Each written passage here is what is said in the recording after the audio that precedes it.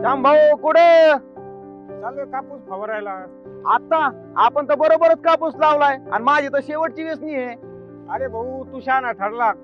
तो लावली कबड्डी आणि आम्ही लावलाय दुसराच वाण. अरे भाऊ काय तो 2020च्या जमान्यात कसोटी खेळाच्या नादी लागला.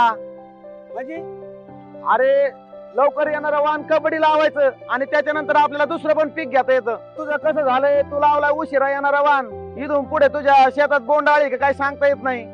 राजू भाऊ आता काम फसलंय. पुढल्या वर्षी कबड्डीच लावणार. आता मी चाललोय फवारायला. कबड्डी म्हणजे वेचायला सोपा, वजनदार बोंड आणि लवकर येणारा वाण. कबड्डी काढायचा आणि लगेच दुसरे पिके घ्यायचे म्हणजे दोन पिकं म्हणजे डबल फायदा. कबड्डी कापूस बियाणे. कापसाचे उत्पन्न वाढविण्याचा एकमेव मार्ग म्हणजेच कबड्डी कापूस बियाणे. फायदाच फायदा.